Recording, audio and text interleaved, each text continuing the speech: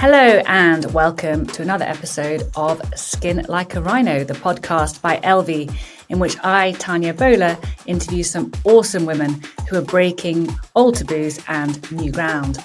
Today, I'm really excited about talking with Dame Jessica Ennis-Hill.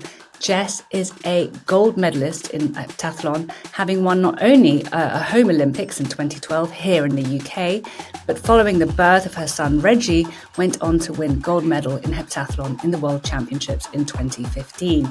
Since retiring from sports, Jess has gone on to create a tech platform for women's hormonal health.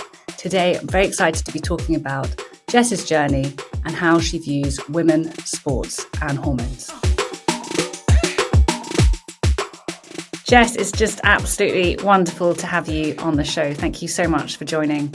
I would love to talk today. Well, I think you and I have met before. We've talked a lot about the importance of hormonal health. Obviously, that's something incredibly important to us at Elvie, as well as pelvic floor health and postnatal recovery, another issue which I know is close to your heart and also to what we do at Elvie.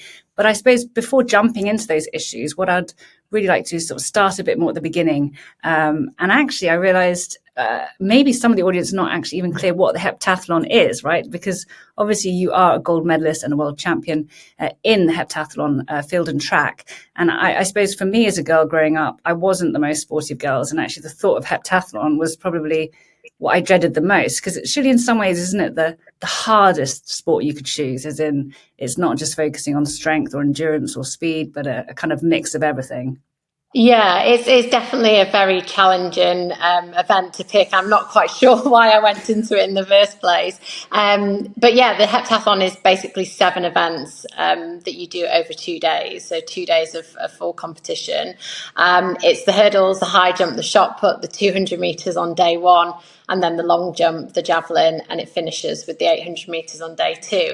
And yeah, it's a huge battle of strength, mental strength, physical strength. You have to be able to master speed, endurance, like you said, explosive strength, the technical elements that come with covering 7 events as well. So why the heptathlon? Like when and how did you fall in love with this sport? And at what point did you sort of know that this was going to become your career?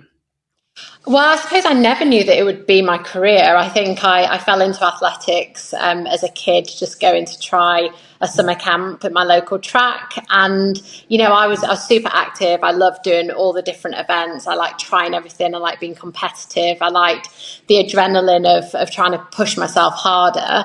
And then, you know, gradually it became something that I became very interested in. I just loved doing. It was a great hobby for me. I wanted to train a little bit more after school, and I wanted to enter competitions, and it was just this gradual progression into, you know, elite sport essentially. So I suppose I never knew that it would be a career, but I loved it from the start. I loved, you know, all the elements of sport, and, you know, wanted to see how far it could take me. But if you think back to when you were a teenager, I think what we hear a lot about now, the barriers, right, for girls in sports, the barriers for girls to pursue their dreams. People even talk about a dream deficit, less coverage for women's sports, less role models, less funding. When you looked around you, did you feel that you were also dealing with that kind of, you know, those barriers and that gender stereotyping?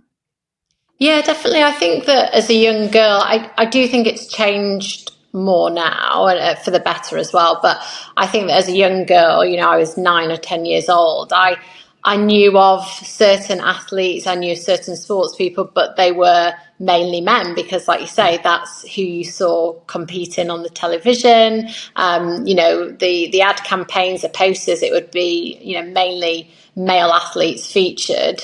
And you really had to, as a young girl, really sift through all of that to find those key women that really inspired you. And for me, Denise Lewis was one woman that I, you know, seeked out and found at the top of her game. She was an incredible heptathlete and, you know, Olympic gold medalist. And she was doing this event that I was being introduced to. And it gave me this feeling of, wow, you know, this is what she can achieve. This is what you can do in an event like this. And I got to see it visually, which made a massive impact. But I think for a lot of girls, you don't often have those role models like readily available. They're so hard to to see them, you know, whether that's on TV or tournaments or championships that you go to. It's mainly kind of dominated by a male voice. And I think, again, that's something that's changing. I think now we see much more, you know, female athletes spoken about, like the Lionesses, amazing victories that they've had, the England women's netball team, and, you know, female track and field athletes who are doing incredible things. And we're hearing their journey and their story. And I think that's what helps to inspire young girls to get into sport, but also to believe that there's a future within sport as well for them. And are we seeing more money going into women in sports too? Because surely that's important too. I mean, it's, you know, it's expensive, right, to also pursue some of these dreams. And from what I understand, the funding for women in sports is really quite minimal compared to what we see going into men's sports. Yeah, I mean, there's still a big difference, you know, whether you look at, you know, the funding or whether you look at the pay structure with prize money and appearance fees and that kind of thing within sport at the top.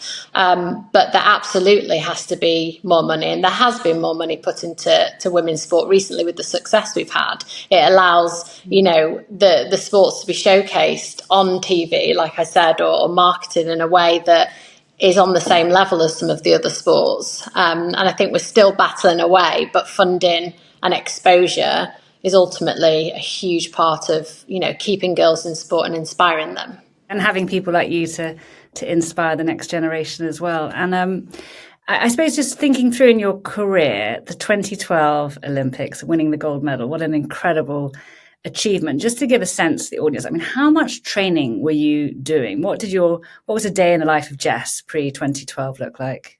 A lot of training. Yeah, I think, you know, for any sportsman or woman, it's, you know, it's not just your like 9-to-5 job, it's your whole life. It's, you know, how you rest, how you recover, how you fuel your body, the psychology behind it. And then obviously on top of that is all the training that you have to do. So, you know, it's not just 1 year of, okay, the Olympics is here, let's start training for it. It's years and years of putting all the different elements in place and growing as an athlete physically and mentally, and learning all these, you know, key learnings that you take through every championship and every competition and bringing them together. My God, the physical challenges, and then also, as you mentioned, the sort of mental challenges too. On the physical side, as a woman, like we have a period, right? Pretty much every 4.5 weeks. Like, to what extent did you feel as a woman that your needs in terms of how we should optimize our training was being factored in? And I know obviously this is something that's very close to your heart, but I wonder this in the sense that there's so much work with elite athletes around how to optimize their VO2 max or zone 2 training. And there's quite a lot of scientific studies around how to optimize performance and recovery. But yet I don't see very much in terms of specifically for women and potentially the interplay with hormones in there. Yeah, and that's absolutely right, and something that I definitely experienced as an athlete, that you pay so much attention to every tiny detail, and rightly so, you know, how you're fueling your body and all the different elements. But actually, you know, as a female athlete coming into a sport for the first time, there's no guidance and understanding around how you should, you know, tackle your period and understand your hormones in relationship to the way you train and the way you perform. It's kind of just assumed that you just, you know, accept and just get on and make it work for you. There's no real guidance. And I think you're right. I think that's because of a lack of studies. You know, it's hard to understand the female body and female hormones. It's complex. It takes time. It takes money and funding. Therefore, it's not an area that is heavily invested in. But also, it's an area that has a massive difference. And as a female athlete, you know that you feel different at different times of the month. You know you'll perform better at certain times of the month. And you also know the psychological impact that it has on you as an athlete, just knowing that you're going to be on your period 2 days before a big competition, or you're in a certain phase just before a big competition, but you just have to almost deal with it in your own way. There's not this whole structure and support system to help you get the best out of yourself. And I think that's something that I now look back on and think, wow, that is an area that could have had a really big impact on just giving me rounded context to the way I trained and the way I performed. And I think it's an area that definitely needs more time and energy put into it. I mean, you're right. It's crazy, right? With the elite athletes, you are optimizing everything, right? You're measuring everything, the sleep, the calories, your weight, your water intake, and yet we're sort of ignoring our hormonal health. I mean, for those in the audience who are not aware of how our menstrual cycle affects sports, I mean, what is it, you know, a stereotypical, how it would affect your performance throughout a cycle, and or most women listening? So I feel that I've learned the most about my cycle and my hormones since retiring, which is crazy to think that, you think you know your body so well. And it actually wasn't until I had my son at the latter part of my career that I actually started to understand the power of hormones and how much your body does change through your cycle. So, yeah, I mean, you go through these 4 phases where actually the way you train, the way you load your body, whether that's at elite level or that's, just your everyday level of wanting to keep fit and exercise, there's certain ways that you should exercise and train to get the most out of your body, to build more muscle, to recover better, to adapt, and to have psychological benefits as well. And I think there's just a real lack of education, and then the lack of the scientific papers, been kind of brought together in bulk to kind of give that back in. And you kind of have this world where women aren't informed in the way that they should be to understand just how to feel better about the way they move their body and have all those amazing health benefits, not just for performance, but just for everyday, reducing negative, horrible symptoms that you have from your period, or, just increasing energy levels and those kinds of things. So what should women be doing? Like, at what moments in your cycle should you be pushing yourself? And at what sort of periods should you be going sort of easy on your body? Are those sort of the main differences, or? Yeah, so the follicular phase is this incredible phase where actually you can push yourself that little bit harder. I think most women experience that time in your period where actually, you feel really confident, you feel good about yourself. You go through a few days where you're just a little bit more, on it and ready to tackle the world. And actually during that follicular phase, that's a time when it's a really good time to push yourself physically. So whether that's, doing strength training and resistance training, or pushing yourself in your running sessions or your runs that you might do, because you're more likely to build lean muscle and recover better as well. So you adapt and you can move forward. Whereas if you're in your luteal phase and you're trying to push yourself really hard and, go for those weights PBs, or, trying to really load yourself with resistance, then it's almost counterproductive. You're not listening to what your body's saying and what it needs. And actually in that phase, that luteal phase, then yoga session or Pilates or something that's still moving your body, but in a way that works for you during that phase at that particular time.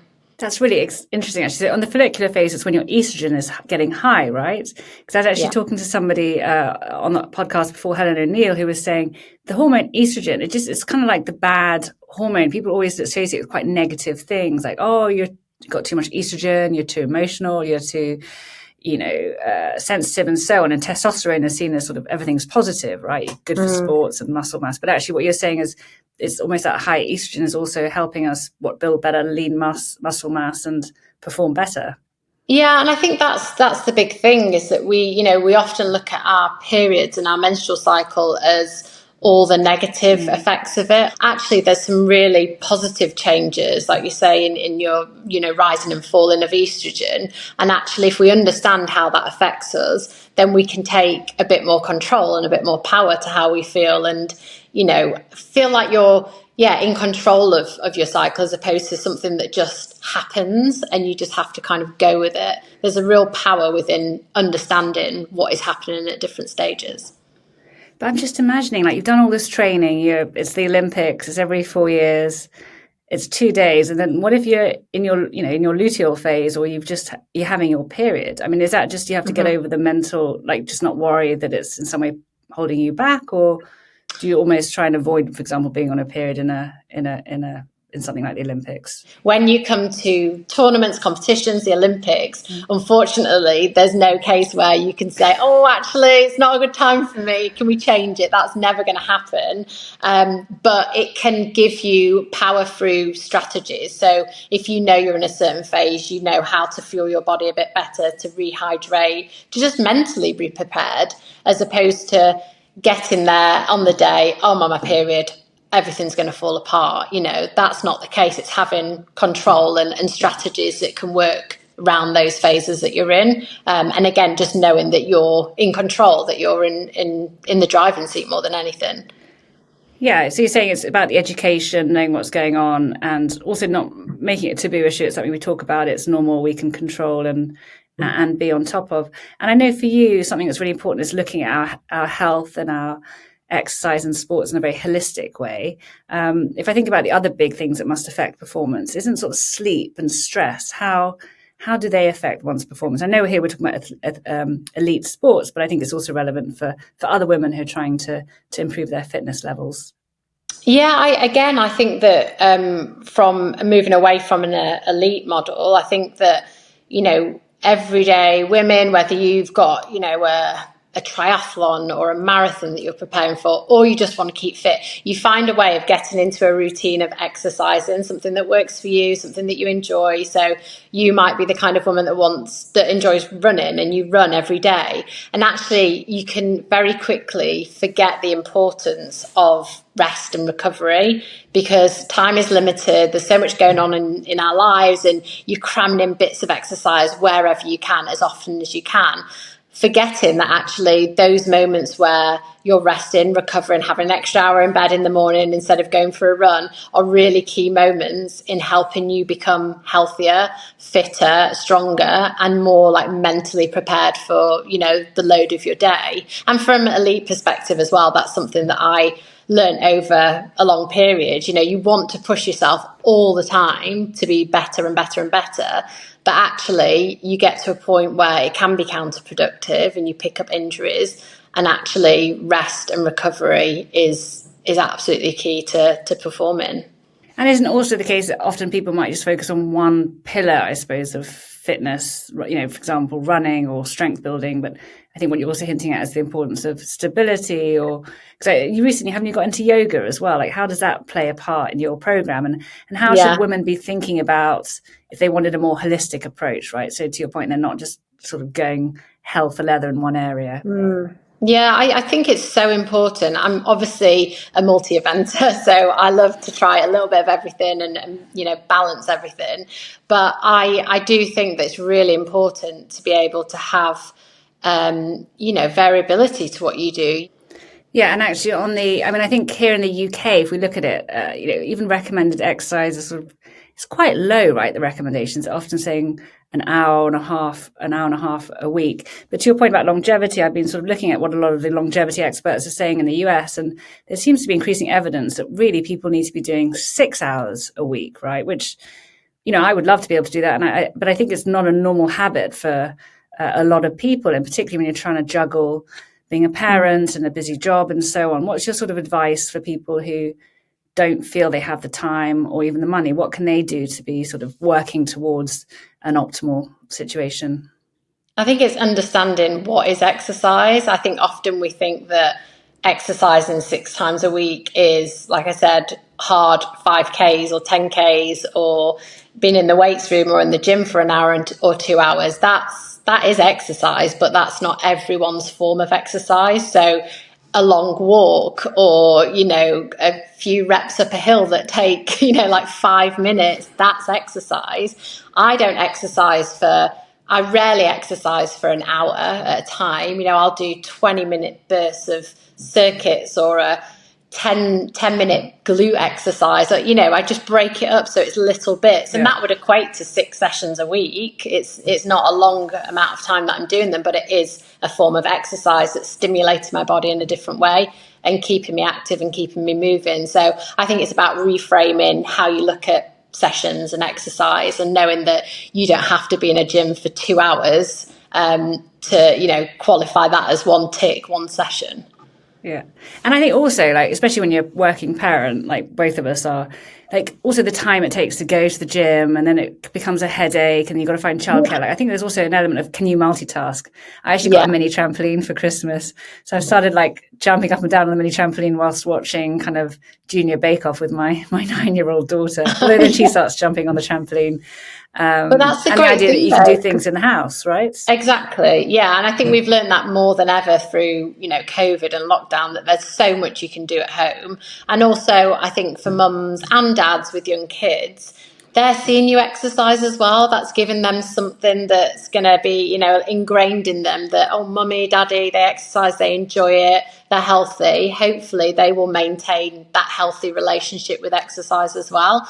And I'm the same, I'll do bits of yoga in the living room with my daughter, and she'll be showing me all the exercises and really taking it all in. I think that's, an added bonus of being able to squeeze in, some form of exercise where your children can actually see you doing it. And you mentioned kind of perimenopause and longevity. I know that's a focus on Janice, but what should women, I suppose, in their 40s, like what is it? What are the health risks for them, right? We hear a lot about osteoporosis. What should they be thinking about, not just from an exercise, diet, hormones point of view, and what are the sort of actions they should be taking? I think the biggest thing that I've learned from speaking to, many physiologists and experts in this area is that actually the importance of strength. Like, it's so important to be able to incorporate some form of resistance and strength exercises into that latter part of your life, because you have to have that stability, like I said, around your joints to help with bone density and keeping everything nice and strong. And that doesn't mean, you have to become an Olympic lifter and you have to pile on the weights, but just adding some form of resistance to the way you exercise when you're into your 40s for men and women is really important, because unfortunately, we're losing muscle mass. And I think there's also, I'm in my 40s, right? And I talk to my friends who've had kids, and we're all just so strung out all the time, and so don't really think about ourselves much. But and then sometimes you hear some people that, this sort of sense of, well, we're going to just naturally be on a decline.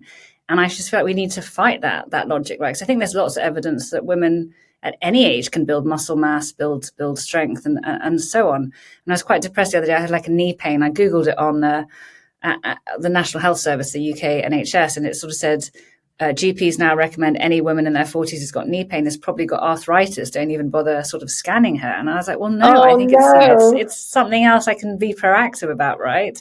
Yeah. But I think bones and menopause is really important, isn't it, as well?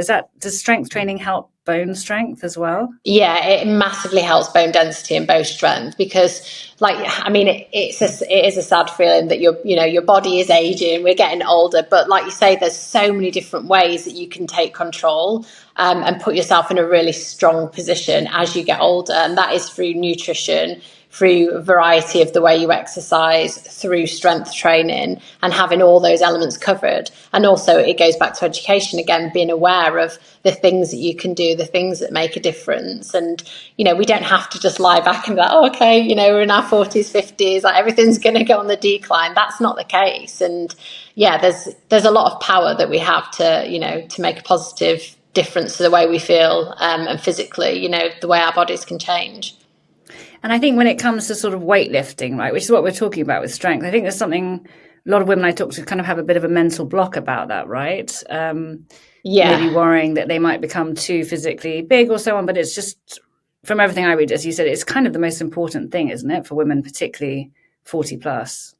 Yeah, I think, again, there's that kind of myth and that worry that actually, as soon as I pick up a dumbbell or a kettlebell or some weights, I'm going to get really muscular and really strong. And that's not what I want. But that does not happen. You have to work really hard, and you have to do a lot of heavy weights for a consistent period of time to bulk up if that's what you want to do. But for most women, they don't need that. They don't want that. You can stay strong. You can sculpt your body and give yourself that kind of toned shaped look with just doing a really simple weight program with relatively light weights. And, you'll feel stronger, you'll run better, you'll move better, you'll reduce injuries and issues as you get older.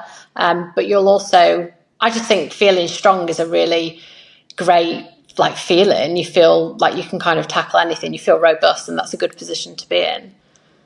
Yeah, I mean, even if I think about myself personally, I'm sort of smiling to myself because I've started doing a lot more weights. I do reformer Pilates and so on. And occasionally I say to my husband, am I getting too muscly? And he just starts laughing because I think I'm naturally quite scrawny. To your point, you don't suddenly sort of bulk up.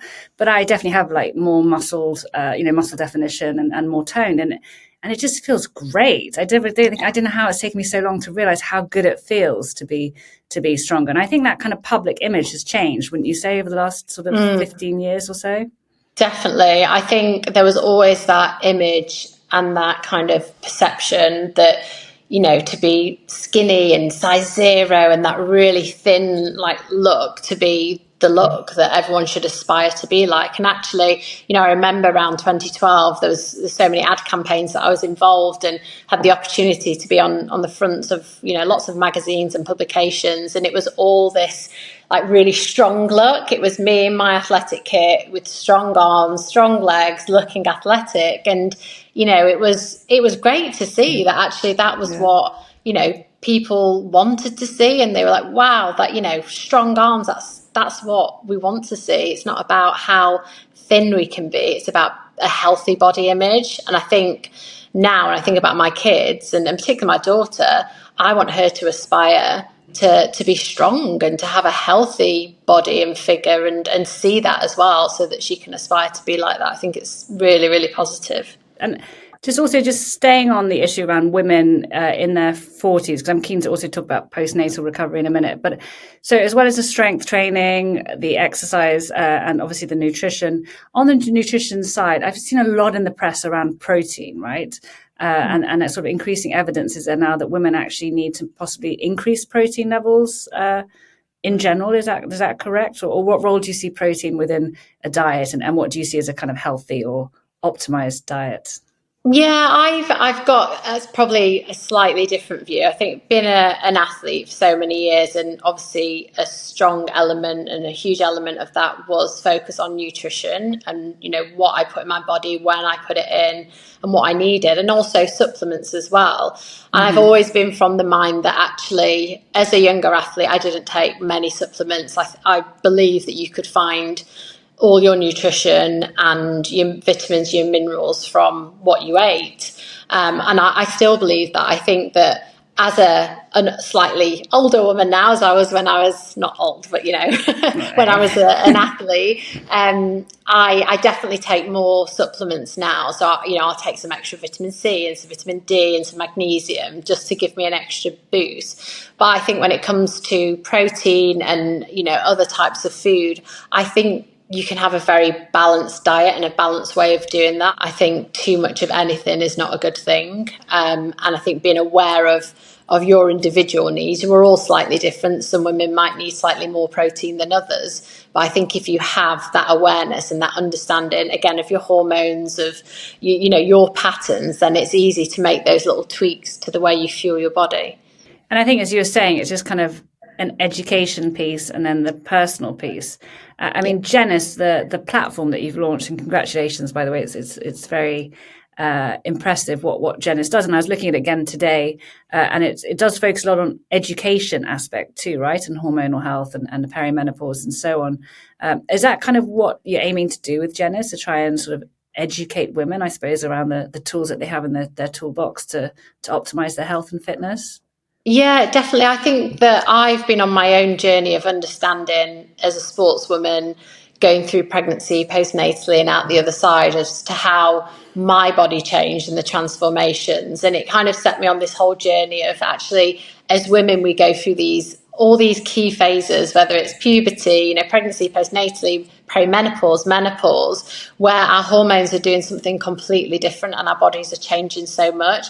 But I still feel that there's a lack of understanding. I'm still learning so much about my body and how it's changed, even being an athlete before, where you're so in tune with your body.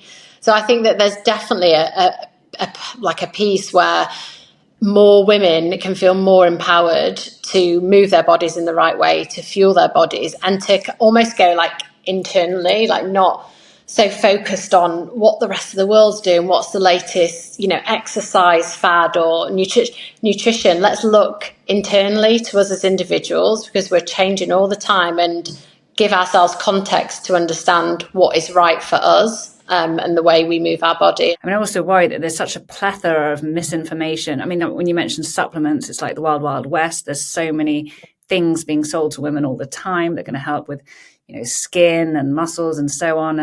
And then on the tracking side, there's so much tracking you can do in blood tests. How do you kind of work your way through that, I suppose? What are the sort of the key things that women should be looking at? And is that something Janice will be able to help with? Yeah, and I completely agree. It's so hard because there's so much out there and you're almost like bombarded with all this information, and it's hard to know what angle to go in and what's going to be right for you as an individual.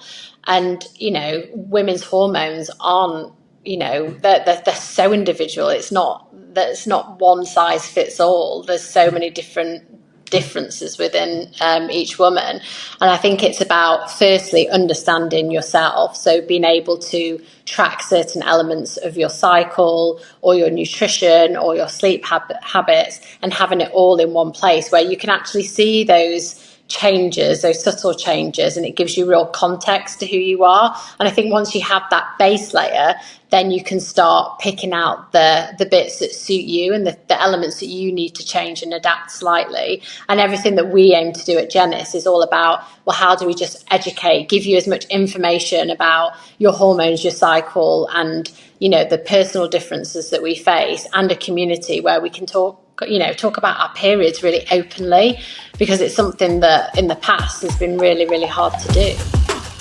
Hi everyone, Tania here. Just a quick favour. We'd love your feedback. If you have a moment, it would be great if you could give us a star rating. It helps others to find our podcast and means we can continue to get brilliant guests for you. Now, back to the good stuff.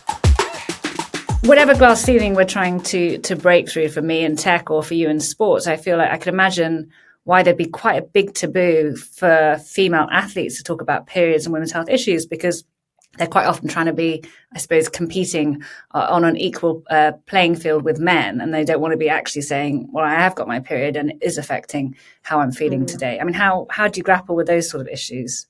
It's hard because you don't want to be seen to have a weakness. And I think that's what a lot of athletes have felt in the past, that if I speak openly about my cycle or my period and how it's affecting me in training or in competition or mentally, that can be seen as a weakness. It could potentially, if you're in a team sport, it could potentially stop you being picked for the team or the squad on that particular occasion. And it just creates lots of conversations and issues around something that's actually really personal. So again, I think, practitioners, coaches, all the support staff within sports need to have a really great understanding about this hormonal journey that athletes go on, whether that's, what type of contraception they go on when they start sport, if they want to, and the education around their cycle from the very start, so that they don't come into sport and out of sport the other way with potential issues like red S or, problems trying to have children later on in their life because they haven't understood their cycle properly.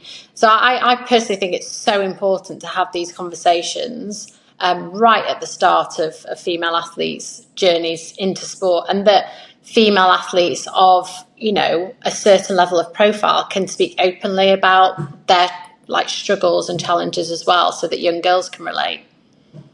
But as you were saying, often it's also the coaches and the team around might not have that level of education. I was just thinking, actually going beyond menstrual cycles is also specific health issues that women face, female athletes over male athletes. So the issue, which is obviously very close to our hearts at Elvie, is pelvic floor health.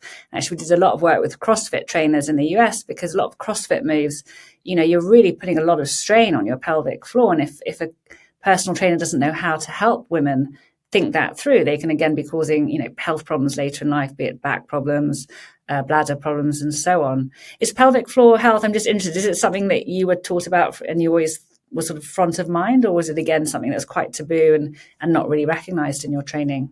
Well, only as I obviously came to a certain phase of my career, and I was pregnant with my son. I was very lucky because the team that was supporting me and around me, I had a fantastic physio who is like the leading physio in her field, so on top of everything. But she'd never brought an athlete back from pregnancy, she hadn't understood, what it took. She'd never done it before. But during that time, she went out and she did courses on pregnancy and postnatal treatment and the exercise that you need to do. And she went out and sought so much information, has become like a guru in this area and absolutely incredible. So at that time, she was so conscious about pelvic floor health and keeping those exercises going throughout my pregnancy and postnatally, and also the importance of how quickly you come back into exercising. I remember I wanted to start running and doing sit-ups, virtually straight away. And she was like, absolutely not, no way.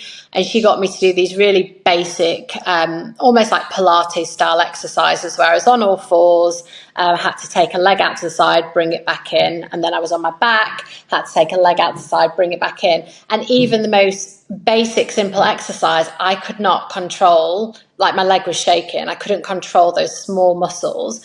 And she said to me, if you can't control taking your leg out to the side and bringing it back into the center, then why do you think you can run, put in, that amount of load for your body? Your body's not ready for it. And she was just absolutely brilliant in helping me understand, how I needed to strengthen my pelvic floor and that whole area so that I didn't go on to have, like you say, back issues, pelvic floor issues and other problems when I then, got back into full training. And it also made me realise that there's so many women, so many of my friends just accept that, yeah, I've got a weak pelvic floor. I might wet myself, but I've had babies. So that's just a given. That's what happens when you have kids. But I actually knew at the time there's so much you can do if you do it the right way to have, a healthy pelvic floor and no long-term issues coming out the other side. But even though you had this incredible physiotherapist, the fact that she had to go and research it herself shows how little attention there is in this area, right? And also, just for those in the audience who are not aware, just to also put this in context, you talked about bringing your body back from pregnancy. It wasn't just a normal postnatal recovery. Is it after 15 months after giving birth, you went on to win the gold medal at the World Championship? I mean, it's just, I was about to say the word incredible, but it also sounds a bit bonkers, no? I mean, looking back, how did you even go through the journey of thinking, I mean, obviously you could do it and you did it, but I'm guessing there were lots of people who more than raised an eyebrow or doubted it, because at that point, it wasn't the common pathway, was it, for female athletes to give birth and go on to win world championships? Or no, and that's why my physio and my team had to go out there and educate themselves, because in sport at that time there was no real guidance to, well, what do you do once you've had your child? How do you bring your athlete back from a coaching perspective, from a physio perspective? There was no guidelines. It's a bit of a grey area. You're supposed to do your career, have a successful career, and then have your family after, not do it at the same time.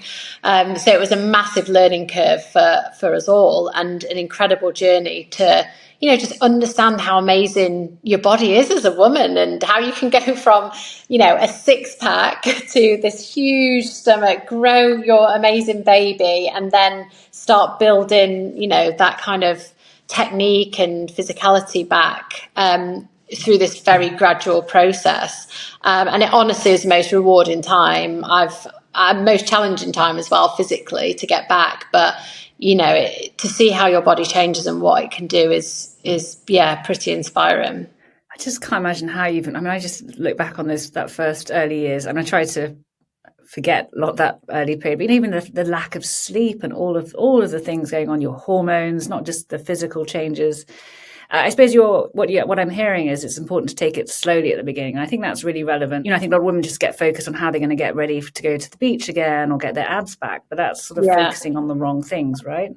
Yeah, and I think there definitely has been in the past that culture of, I just want to get my body back straight away. It has to be an instant thing, when actually, your body changes in the most dramatic fashion for 9 months, and then you expect your body to just kind of snap back into the way it was, 2 or 3 months after. That's never going to happen, and it's not the healthy way to do it either. You have to follow a process. You have to build up gradually. You have to build all those small muscles up within your abdominal cavity and your pelvic floor, because they've been stretched so much and they've had such impact and trauma, that you have to do it in the right way. Otherwise, you are setting yourself up for complications and more, uncomfortable issues later on in life. And then the mental side of it as well. I've heard you talk about how, certain key skills that have helped you become the elite athlete that you become was around, focus, perfectionism, time management. I mean, don't all those things kind of go out the window once you have a baby at home? Yeah, they do. And I don't think I was prepared. As an athlete, you are very focused, and you're very structured, and everything has a place, and it just all plans in. It's always this big plan. And then when you have your first child, it's kind of like nothing's predictable, and everything changes. And I remember trial and error. Maybe he'll sleep because he's got this blanket tonight, or maybe we'll change. You change all these small things to try and get them to sleep, and it's just trial and error, and nothing really works. And you have to get your head around the fact that you're not in control that much, and your baby's going to dictate a lot of how the next few weeks, months, years pan out. And you've just got to go with it and try and adapt and continue your journey, as a mother, but also as as an athlete, as a career as well. I'm a bit like you too. I'm definitely a control freak. I like to plan things, and it's not even just when they're babies, though. Even when you're having kids, that's always quite often the biggest thing I have to keep reminding myself is how to kind of let go of control, right? That a lot of this is, they're their own beings as well. And I think probably it'll be harder as they do get older as well, because you really do have to let go of quite a lot of control. But it's a gradual process. That's what I keep thinking. Yeah, I remember reading, actually, Michelle Obama was talking about parenthood. She's saying how one of the hardest things is when you see your child, walking down this path, they're learning to walk, and you see these stones, and you can see the stones, and your child is literally about to fall over and hurt themselves. And all you want to do, it takes everything to stop, whatever control, to try and stop yourself from taking the stones away, because you can, and you can make their life easier.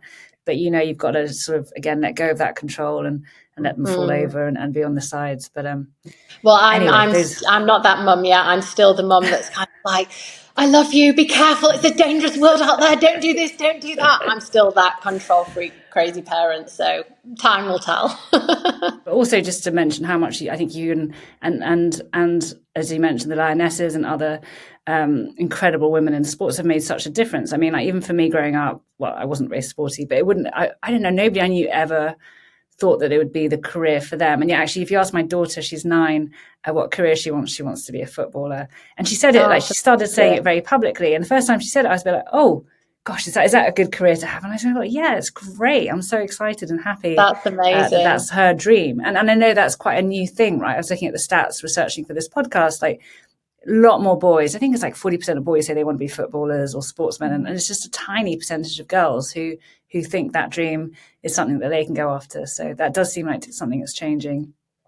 I think that's incredible as well. I think there has been a massive shift. I think, like you say, with the Lionesses and the profile that they've brought and other female sports, you now see, young girls get to that period when they're 14, 15, where a lot do drop out for, hormonal reasons, or just you're changing so much as a young girl. But actually, if you see that there's still a level of great sports role models, female sports role models that you can still see and, feel close to, that pull is, hopefully going to help keep more girls in sport for longer. But what's your sense? The girls, so here in the UK, and I'm saying this because some of the audience are in the US, but here in the UK, football is our sort of big national sport, or soccer is how you call it in the US. And the Lionesses, just as context, obviously, they're the English women's football team, and they've done just incredibly well. And now women's football is really taking off. To what extent do you think this success is also linked to the fact that it's now women playing what was traditionally seen as a male sports, which is obviously a highly popular sport? Is that going to be maybe an easier way in, or a way to get ahead, say, than promoting a not well-funded sport, which is traditionally associated with women, such as, say, hockey or netball?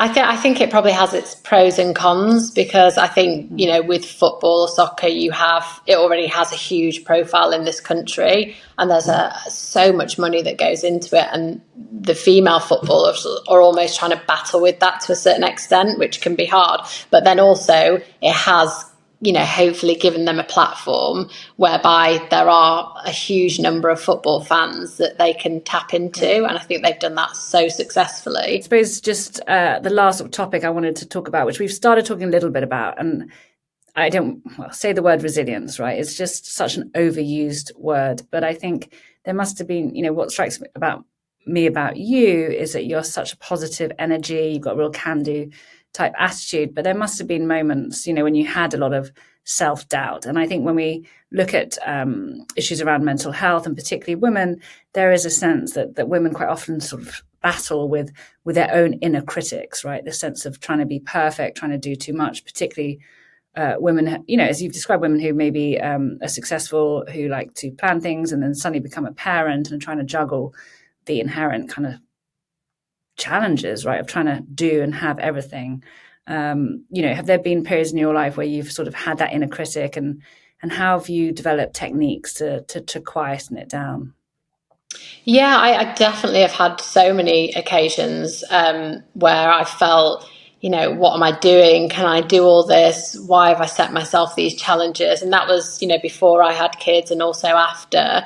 You always question, like, are you on the right path? And particularly in sport, it's a highly stressful environment, and nothing happens overnight. It's a very long process. I suppose in business as well, it's a long process. It doesn't happen instantly. And I think always having that feeling of, okay, something's happened, it's not gone the way I wanted it to, but I have to then bring myself back in and refocus and like reframe the way I look at a failure or something that's not gone the way that I wanted it to go. And for me, just having that ability to step back has always helped me. I think sometimes life can be so intense with all the different things that are going on. Sport can be so intense, and you lose perspective of why you're doing it, and what you're working towards. And I think I've always tried to, kind of ground myself and keep myself in the moment, but also allowing myself to look back at those moments as well. I think that's helped me a lot. But how do you do it, right? Like when you said you reframe something, or you're able to reframe a failure and learn from it and pick yourself up and so on. Like what do you tell yourself almost? Are there sort of things that work for you? I suppose I'm always, and I think I still am now, I'm driven by like wanting to succeed. I'm not driven by trying to avoid failure. Like I want to be the best version of me, whether that's in sport or whether that's in work or business or family. Like perfection is something that no one can be. And I think it's really important to know that we shouldn't try and be perfect. No one's perfect, but we can aspire to be like the best version of us. I think it's hard to, put it down to exactly what do you do. I think resilience and mental strength is something that you don't just have 5 things that you do all the time. It's something that you learn and that grows with you as you grow older. And I think if you have the ability to always be able to tap back onto previous experiences and the way things have gone well, things have gone wrong, and bring them together in the present moment, I think that is a really good tool to have. And be very self-aware. I think that always helps you and definitely helps me. Yeah, and actually on the perfection bit, that's something I think I always thought the fact that I was a perfectionist was a positive thing, and then I've definitely realized the last 5 years that it doesn't help in terms of anxiety and so on. And so my mantra at the moment is progress, not perfection. Yeah. I think if I tried to push myself on best, that might stress me out too much. Yeah. But I think once you've had kids as well, I think that becomes really relevant because, I think it's easy to expect your children to be perfect. You've got to do this perfectly, do that perfectly. And it's not the way anybody would want to live their lives. Like nobody is perfect. And actually perfect is really boring. You want to have these little edges and differences, and that's what makes us all human. So I think, being aware of that's really important. Yeah, edgy is way more fun than perfect. Exactly. So this podcast is called Skin Like a Rhino, and it's all about those sort of moments when there are a lot of naysayers and people doubting what you can do. So I ask all my guests, is there sort of an example or an experience where really you had sort of the majority around you sort of saying, Jess, no, this is not going to be possible, so on, and how did you sort of dig deep in order to come through that? I love that. I think that when people don't expect you to do something and they put pressure on you in a different way, I think that's your key to use it to your advantage. And I came into athletics as, you know, a very small, I'm 5'5" now, but I was a super small kid, very skinny, quite scrawny, not expecting to do anything amazing within sport. I remember a lot of coaches looking at me and thinking, no, heptathlon's not for her. She's too small. She'll struggle in the high jump. She won't be able to make it in this event. And actually that gave me the fuel and motivation to want to be the best in that event and show everybody that I could do it. And high jump became one of my strongest events. I had the British record for a number of years. I jumped 1.95 m, which was like 30 centimetres over my height, and became, Olympic and 3-time world champion in my event. So I think you've just got to use it. When people don't think you can do something, use that to prove them wrong and use it in a really positive way. Truly incredible, Jess. Yeah, and I couldn't agree. There's nothing better than that feeling of proving someone wrong, right? It just gives you a great kind of mischievous pleasure. Before I go, I suppose that's my question. What's your dream for Janice? What would you love it to become and to achieve there in terms of, well, we've already heard you want it always to be the best, you're highly competitive, and you clearly want to have a big impact here. Yeah, I think for me, this whole mission around women's health and women's hormonal health is so important. I think that it's an area that more and more women are aware of, but it's not mainstream yet. And I think for 5 years' time or longer, I want it to be something that every woman knows about the hormonal health, the hormonal journey. They know how to get the best out of themselves. They know how to move their body in the right way. And I hope that Janice can be a big part of making those changes. So for any women who are listening, do have a look at janice.com. Jess, thank you so much. It's been brilliant. Thank you for taking the time to talk with me today. Oh, thank you so much for having me. Thank you. Thanks for listening to Skin Like a Rhino.